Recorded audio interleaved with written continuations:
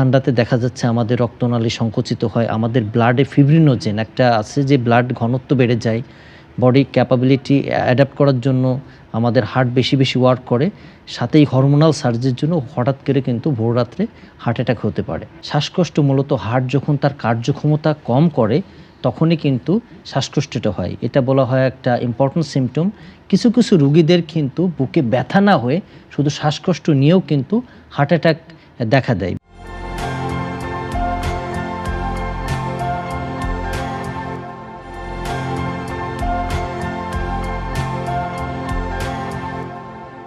বাংলাদেশ প্রতিদিনের স্বাস্থ্য বিষয়ক নিয়মিত আয়োজন হেলথ অ্যান্ড হ্যাপিনেসে আপনাদের সবাইকে আমন্ত্রণ জানাচ্ছি। আমি তানজির রহমান।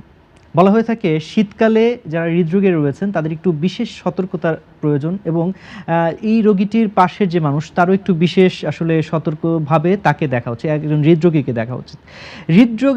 হৃদরোগী যারা রয়েছে তাদের যত্ন এবং কেমন হওয়া উচিত এই বিষয়গুলো নিয়ে, অর্থাৎ হৃদরোগীদের হৃদয়ের কথা বলা নিয়ে আজকের জন্য আমাদের স্টুডিওতে যিনি রয়েছেন এই বিষয়গুলো কথা বলার জন্য তিনি আমাদের সবারই পরিচিত। তিনি হচ্ছেন ডাক্তার চয়ন সিংহ, সহকারী অধ্যাপক, কার্ডিওলজি বিভাগ, বাংলাদেশ মেডিকেল বিশ্ববিদ্যালয়ে। চলে যাব আমরা আমাদের আজকের অতিথির কাছে। কেমন আছেন ভাইয়া?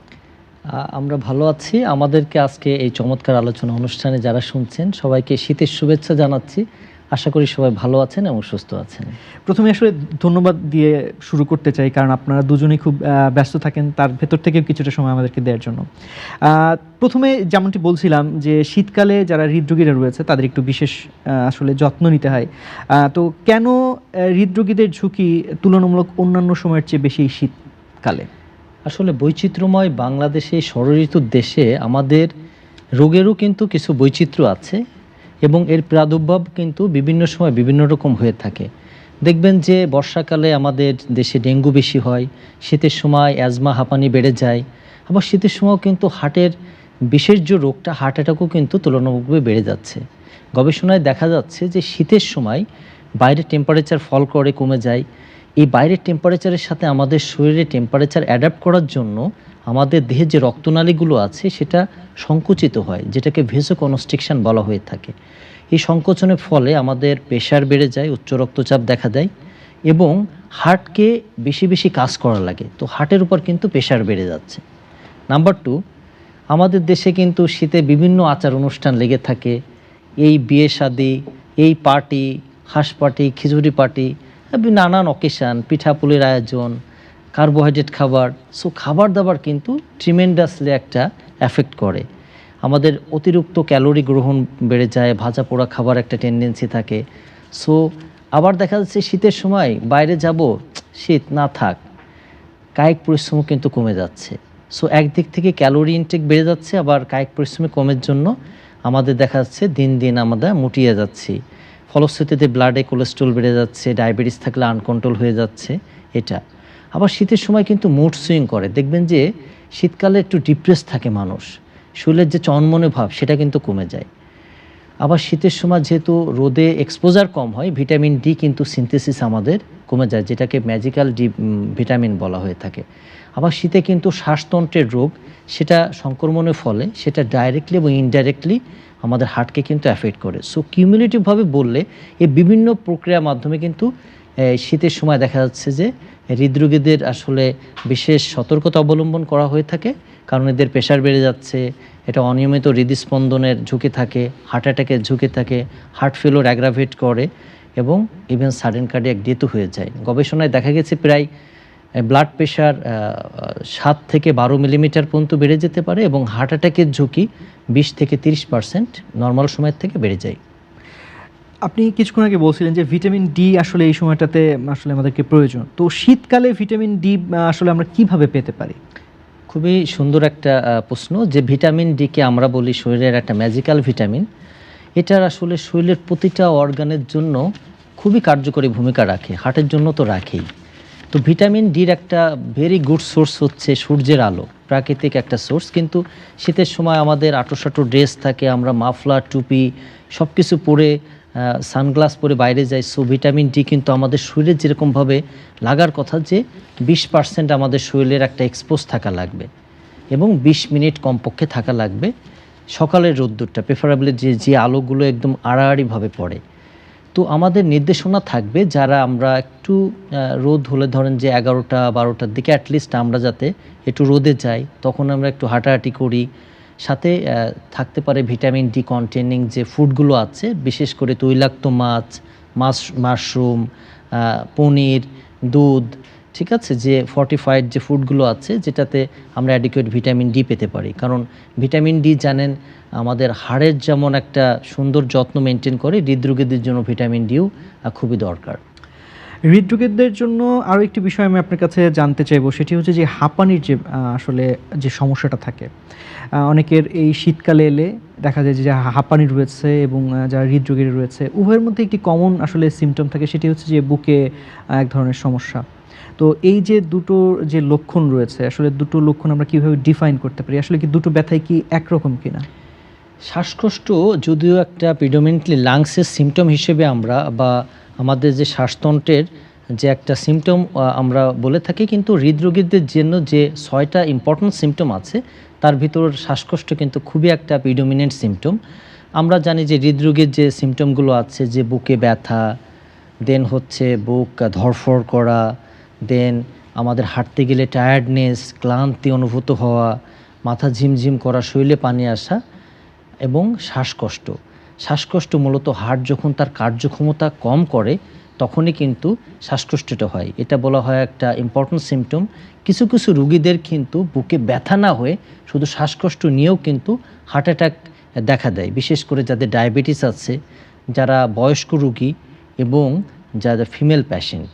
এটা ক্লাসিক্যাল বুকে যে অ্যাঞ্জিনাল পেন সেটা না হয়ে শুধুমাত্র টায়ার্ডনেসের সাথে শ্বাসকষ্টটা নিয়েও কিন্তু মানে আমাদের কাছে আসতে পারে। তো শীতের সময় যদি আপনার শ্বাসকষ্টটা বেড়ে যায়, যদি বুকে কোনো ধরনের শব্দ না হয়, যেটা অনেক সময় বলে যে মুরগি ডাকলে যে একদম আওয়াজ হয় বা পাতার বাঁশির মতো আওয়াজ হয়, সেটা যদি না হয়ে যদি হঠাৎ করে অতিরিক্ত শ্বাসকষ্ট হচ্ছে, দম টম আটকে যাচ্ছে, ঘেমে যাচ্ছেন, অস্থির লাগছে, তখন নিজে নিজে ট্রিটমেন্ট না করে দ্রুত হসপিটালে পৌঁছানোটাই বুদ্ধিমানের কাজ হবে।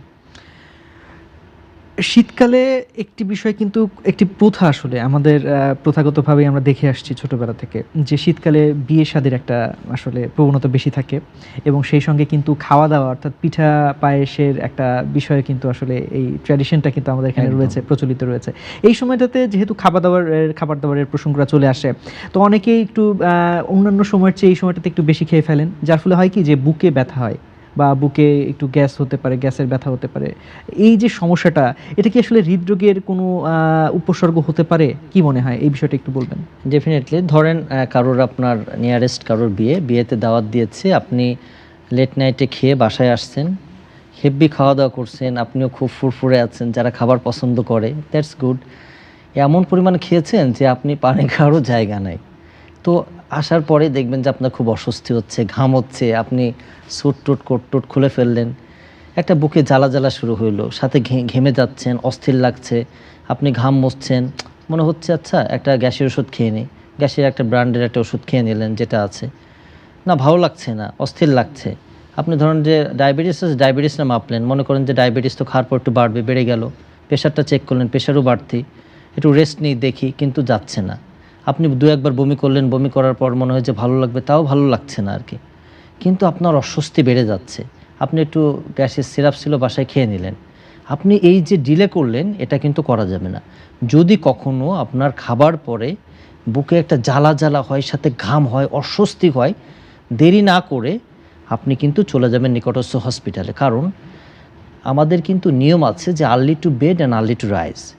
আমাদের যদি খাবার দাবার একটা নিয়মের ভিতর রাখতে পারি, যেমন 8টার পরে কিছু না খাই, হ্যাঁ আপনার দাওয়াত থাকবে, কিন্তু দাওয়াতে যে আপনি খাবেন কিন্তু একদম ভরপেটে খাওয়া যাবে না, পেটে একটু জায়গা রেখে খান। যে রিচ ফুডগুলো খেলে আপনার মনে হয় যে অস্বস্তি লাগতে পারে সেইগুলো কম খান, বা আপনার যদি গ্যাসের টেন্ডেন্সি থাকে সেই খাবারগুলো কম খান। সো খাবার পরে যদি আপনার অস্বস্তি লাগে, সাথে ঘাম হতে থাকে, এটাকে কখনো ডিলে না করে আপনি নিকটস্থ হসপিটালে চলে যাবেন। অনেক সময় হয় কি যে গ্যাসের যে সিমটমগুলো, যে বুকে একটু জ্বালা জ্বালা হচ্ছে আর টোকা টোকা ঢেক হচ্ছে, সেটার সাথে কিন্তু হার্ট অ্যাটাকের একটা রিলেশান থাকতে পারে। অনেক সময় আমরা ডিফাইন করতে ব্যর্থ হই বা বুঝতে পারি না। সো আসলে হসপিটালে পৌঁছানো, পরবর্তীতে যে একটা ইসিজি করুক অথবা ব্লাডে একটা হার্ট অ্যাটাকের মার্কার টোপোনিন করলে আসলে নিশ্চিন্ত হওয়া যাবে যে এটা আমার কি আছে। অনেকেই বলে কি গ্যাসের ব্যথা করে মনে করে যদি হার্টের ব্যথা হয় তাহলে কিন্তু হঠাৎ মৃত্যুর ঝুঁকি থাকে।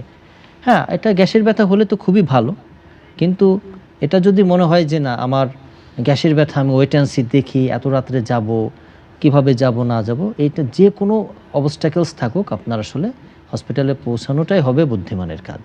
আচ্ছা, খুবই চমৎকার আলোচনা, এবং আমার মনে হচ্ছে যে আজকে যারা অনুষ্ঠানটি দেখছে এবং ভবিষ্যতে দেখবে, বিশেষ করে যারা হার্টের রোগী বা এই হার্টের রোগ নিয়ে বা হার্টের ব্যথা নিয়ে যারা দ্বিধায় রয়েছেন, অনেক ধরনের মানুষের অনেক ধরনের সমস্যা হচ্ছে বা হার্টে ব্যথা হচ্ছে, কারো গ্যাসের কারণে হচ্ছে, তাদের জন্য স্পেশালি এই আলোচনাগুলো নিঃসন্দেহে উপকারে আসবে আমি মনে করি। এবারে একটু চলে যেতে চাই যে আমরা যেহেতু শীতকালীন বিষয় নিয়ে আলোচনা করছিলাম, শীতকালের যে ভোর রাতে হার্ট অ্যাটাকের আসলে একটা বেশি ঝুঁকি থাকে এমনটি আমরা শুনে থাকি। এটি কি আসলেও থেকে থাকে কিনা, বা যদি থেকেও থাকে কেন এটি শীতকালে বেশি? একদমই ঠিক। আসলে আমাদের শরীরে একটা সুন্দর ঈশ্বরের একটা ম্যাজিক্যাল সৃষ্টি। আমাদের শরীরে একটা সার্কেন্ডিয়ান রিদম থাকে যে আমাদের শরীরে ভোর রাতের দিকে দুইটা হরমোন আছে, কর্টিসল এবং অ্যাড্রিনালিন। সেটা সার্জ হয় শরীরকে প্রিপেয়ার করার জন্য। যেমন সারা রাতের ঘুমানোর পরে আপনার ভোর রাত্রে থেকে হরমোনাল সার্জ হয়, বডি প্রিপেয়ার হয় সকালবেলা কর্মব্যস্ততার জন্য, বডিকে অ্যাডাপ্ট করার জন্য। এই সার্জের সময় হয় কি আমাদের রক্তনালীগুলো সংকুচিত হয়ে যায়। তখন কি হয় যে হঠাৎ করে প্রেশার বেড়ে যেতে পারে, হার্টের উপর চাপ পড়তে পারে। তখনই কিন্তু এইগুলো দেখা যাচ্ছে হঠাৎ করে এই সার্জে, যারা আগে থেকে দেখেন যে হার্টের সিমটম আছে, যারা ইগনোর করে, একটু হাঁটতে গেলে হয়রান লাগতো, বা ডায়াবেটিস আছে, বা প্রেশার বেড়ে গেছে, বা ফ্যামিলিতে হৃদরোগের হিস্ট্রি আছে, ধূমপান করে, যাদের স্ট্রেস বেশি, অ্যাংজাইটি বেশি, তারা যদি ঠিকমতো অ্যাড্রেস না করে, শীতের সময়তে এক সময় তো ঠান্ডাতে দেখা যাচ্ছে আমাদের রক্তনালী সংকুচিত হয়, আমাদের ব্লাডে ফিব্রিনোজেন একটা আছে যে ব্লাড ঘনত্ব বেড়ে যায়, বডি ক্যাপাবিলিটি অ্যাডাপ্ট করার জন্য আমাদের হার্ট বেশি বেশি ওয়ার্ক করে, সাথেই হরমোনাল সার্জের জন্য হঠাৎ করে কিন্তু ভোর রাত্রে হার্ট অ্যাটাক হতে পারে।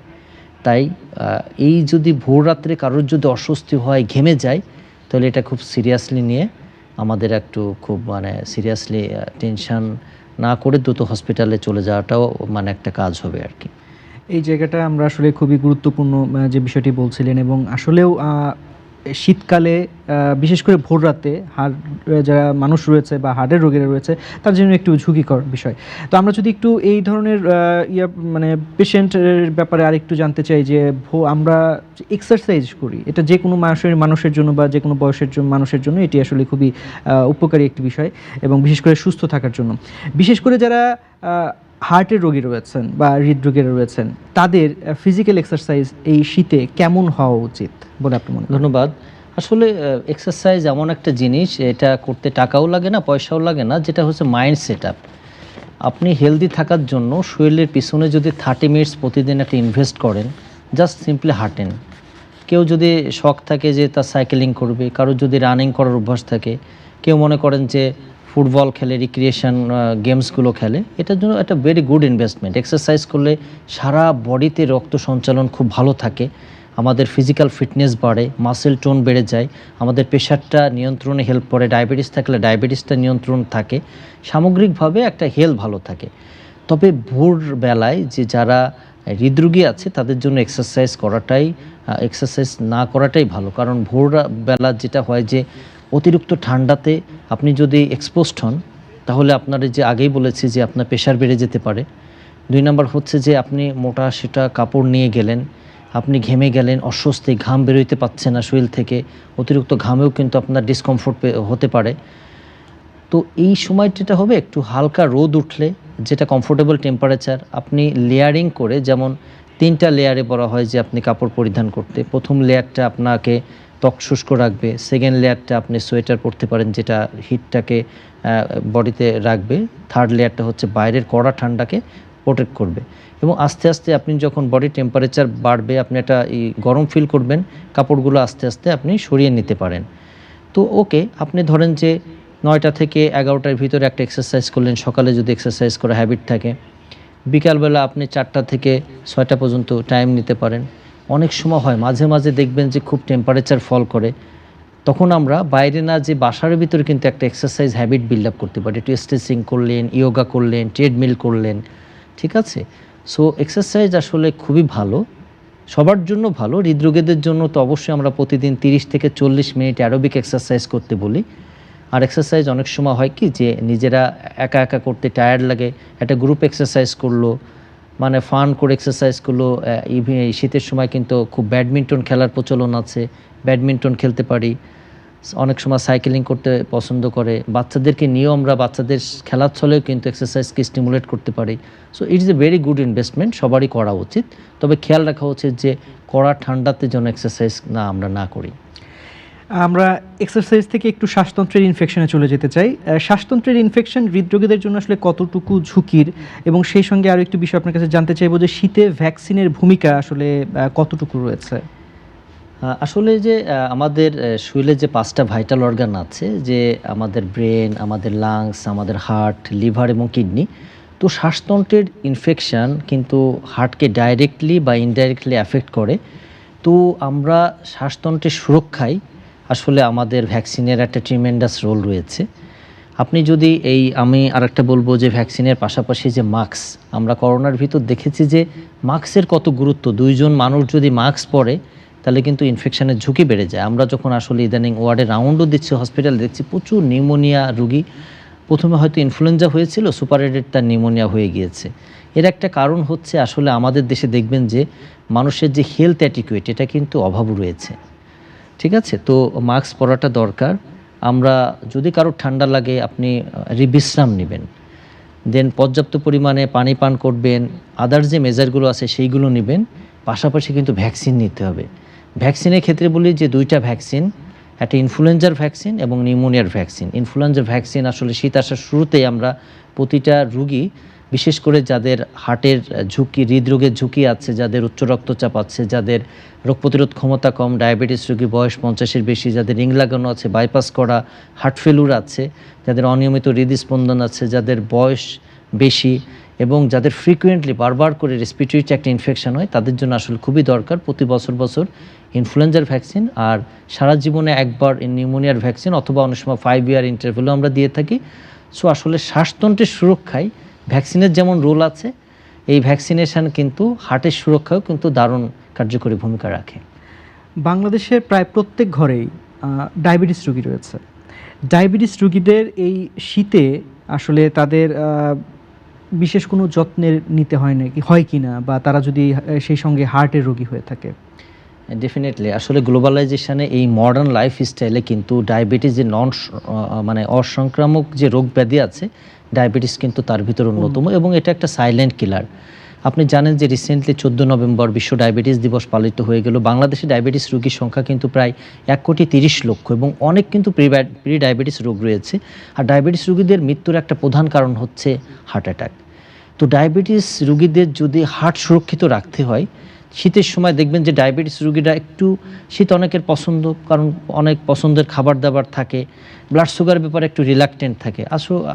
বিভিন্ন ধরনের কার্বোহাইড্রেট কন্টেন্ট যে আমাদের পিঠাগুলো আছে, বা বিভিন্ন পার্টিতে যে রিচ ফুডগুলো আছে, এইগুলো কিন্তু খাবার টেন্ডেন্সি বেড়ে যায়। তা ডায়াবেটিসের খাবার কিন্তু জিরো টলারেন্স। আপনি কি খাচ্ছেন, কতটুকু খাচ্ছেন, ফ্রিকুয়েন্টলি সুগার মাপছেন কিনা, আপনার সুগারটা ঠিক আছে কিনা, আপনার ব্লাডে কোলেস্ট্রলটা কেমন, আপনার কনকমিটেন্টলি প্রেশারটা ঠিক আছে কিনা, এটা খেয়াল রাখতে হবে। আপনি নিয়মিতভাবে এক্সারসাইজ করছেন কিনা। হ্যাঁ, আপনি খান, খেয়ে যদি বার্ন করতে পারেন দ্যাটস গুড। এখন তো আমরা বলি যে আসলে মানে দেখবেন যে কর্মক্ষেত্রে যে ডায়াবেটিস ব্যাপারটা, ইয়াং মানুষদের ভিতর কিন্তু প্রচণ্ড রকমের ডায়াবেটিসের ইনসিডেন্স বেড়ে যাচ্ছে। সো ইয়াং মানুষ কিন্তু এই প্রথম ছোটোবেলা থেকেই কিন্তু আমাদের এই ডায়াবেটিস যাতে না হয় সেই ব্যাপারটা খেয়াল রাখতে হবে, এবং একটা হেলদি লাইফস্টাইলের ভিতর দেখতে হবে আর কি। এবং ডায়াবেটিস রোগীদের আরেকটা ব্যাপার যে তাদের বিভিন্ন ধরনের ইনফেকশনের ঝুঁকি থাকে। তো অবশ্যই ডায়াবেটিস রোগীরা যদি ভ্যাকসিন নেয়, স্কিন কেয়ার নেয়, দেখবেন যে ডায়াবেটিস রোগীরা পাটা অনেক সময় ফেটে যায়, ক্র্যাক হয়ে যায়, সুপারহেডের সেকেন্ডারি ইনফেকশন হয়, সেই ব্যাপারগুলো খেয়াল রাখবে আর কি। এবং ডায়াবেটিসের পার্সোনাল হাইজিন মেনটেন করবে, বাসার যে পরিবেশে থাকবে নিট অ্যান্ড ক্লিন সেটা রাখবে, বাসার যে ইউটেন্সিলসগুলো আছে, লেপ তোষক কাভার ক্লিন করে কিনা, যে এনভায়রনমেন্টে আছে সেটা ক্লিন করে, মানে সামগ্রিকভাবে একটা সুস্থ ধারার যে জীবনযাপন, একটা হেলথ অ্যাটিকুয়েট ভ্যাকসিনেশন, এইগুলো আসলে ডায়াবেটিস রোগীদের খুবই দরকার। শীতকালে যারা হৃদরোগীরা রয়েছে তাদের বিশেষ যত্ন নিয়ে কিন্তু আমরা কথা বলছিলাম। বিশেষ যত্নের মধ্যে কিন্তু আসলে বাসায় যে যত্নের প্রয়োজন সেটিও কিন্তু আসলে এর থেকে বাইরে যাচ্ছে না বা বাদ যাচ্ছে না। তো বাসায় আসলে কোন ওষুধগুলো, কোনো ওষুধ কি এমন রয়েছে যেগুলো এই শীতকালে তাদের জন্য বাসায় রাখা উচিত? ডেফিনেটলি আসলে কিছু ওষুধ তো আমরা সবাই জানি, যেমন দেখেন যে ভূমিকম্প হলে আমাদের একটা প্রিপারেশান থাকে যে বাসায় যদি কেউ থাকে আমরা বলে মানে জানি যে শক্ত পিলারের নিচে দাঁড়াবে, বিম রাখবে। তেমন কিন্তু হৃদরোগীদের জন্য বাসায় কিছু ইমার্জেন্সি মেডিসিন, যদি প্রেশার থাকে প্রেশারের মেডিসিনটা অ্যাডিকুয়েট আছে কিনা, যদি ধরেন যে হার্টের ওষুধগুলো খেত সেই ওষুধগুলো ঠিক আছে কিনা, যদি কনকমিটেন্টলি তার যদি অ্যাজমা থাকে, অ্যাজমার যেমন এই যে ইনহেলারগুলো আমরা ব্যাগে পকেটে ইভেন বাসাতে অ্যাডিকুয়েট আছে কিনা সেটা খেয়াল করতে বলি। প্রয়োজনে যে নেসেসারি, হঠাৎ করে শীতের সময় দেখা যায় বাসা থেকে একটা হসপিটাল যেতেও সময় লাগে, সো অ্যাসপিরিন জাতীয় ওষুধ, আমাদের জিহ্বার নিচে নাইট্রোগ্লিসারিন জাতীয় ওষুধ সেটা, এবং অনেক সময় নেসেসারি মেডিকেশানগুলো অবশ্যই, এবং হোম এনভায়রনমেন্ট যাতে ক্লিন থাকে সেটার ব্যাপারেও আসলে আমাদের সচেতন থাকা দরকার। কিছুক্ষণ আগে আপনি মাস্কের কথা বলছিলেন, মাস্ক নিয়ে কথা বলছিলেন। তো শীতকালে যারা হৃদরোগীরা রয়েছে তাদের মাস্ক ব্যবহারটা আসলে কেমন হওয়া উচিত, বা মাস্ক ব্যবহারের সঠিক নিয়ম যদি আমাদেরকে বলতেন। আসলে মাস্ক একটা আমাদের একসময় মনে হতো যে একটা আমাদের একটা অর্নামেন্টস হয়ে যাবে লাইফে, তো ঠিক তাই করোনা আসলে খুব খারাপ কিছু শেখাই গেলেও এই যে মাস্ক পরার অভ্যাসটা অনেকের ভিতরেই আসলে গেঁথে গিয়েছে, এবং this is a very good strategy. আমাদের বাংলাদেশে যেখানে এনভায়রনমেন্টাল পলিউশন হিউজ, প্রতিটা পলিউশনে অনেক বেশি, সেক্ষেত্রে দেখবেন যে অনেক বাচ্চারা আছে মাস্ক পরে, অনেক অ্যাডাল্ট মানুষ আছে, ইভেন আমিও রেগুলার মাস্ক পরি, কারণ যাদের অ্যাজমা আছে, শ্বাসতন্ত্রের রোগ আছে, যাদের হৃদরোগের ঝুঁকি আছে, দেখবেন যে শীতকালে এই ধুলাবালি বেশি, বৃষ্টি কম হয়। সো হৃদরোগীদের জন্য যাদের শ্বাসতন্ত্রের ঘন ঘন ইনফেকশান হতো তাদের জন্য মাস্ক পরাটা আসলে খুবই চমৎকার, কারণ মাস্ক পরলে ধুলোবালি এন্ট্রি হচ্ছে না।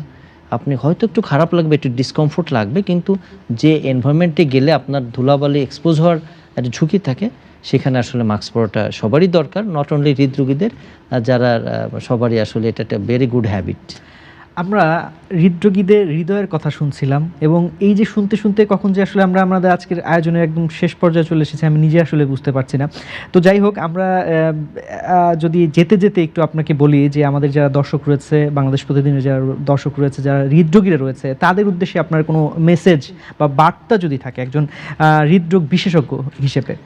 আসলে শীতকাল অনেকের কাছে খুবই প্রিয়, আমার কাছেও শীতকাল অনেক প্রিয়, কিন্তু এই প্রিয় ঋতুতে যদি আমরা একটু হেলদি লাইফস্টাইল লিড করি, আমরা যদি খাবার দাবার ব্যাপারে একটু শীতে মজার মজার সবজি থাকে, সবজি খাওয়ার প্র্যাকটিস করি, আমাদের দাওয়াত থাকবে, আমরা দাওয়াতগুলো যেন আমরা একটু দেখে শুনে আমরা খাই, দেন আমাদের স্বাস্থ্যের যে যত্নটা নিয়মিতভাবে যদি একটু এক্সারসাইজ করি, আমরা সূর্যের আলোতে একটু যদি আমাদের নিজেকে এক্সপোজ করি, আমরা যদি নিয়মিতভাবে মাস্ক পরি, ভ্যাকসিন নিই, প্রয়োজনীয় যে মেডিসিনগুলো আছে বাসায় রাখি, এবং বয়স্ক মানুষ যারা আছে তাদের ব্যাপারে একটু খোঁজখবর রাখি, আমাদের নিজেদের যত্ন যেমন নেব, আমাদের ফ্যামিলির মানুষ, আমাদের সারাউন্ডিংসের মানুষের যত্ন নিই, এবং প্রয়োজনের ক্ষেত্রে আমরা ইমার্জেন্সি কিছু নাম্বার, যেটা হসপিটালের নাম্বার হতে পারে, সেই নাম্বারগুলো আমরা রাখি, তাহলে সামগ্রিকভাবে কিন্তু আমরা সুন্দর একটা সময়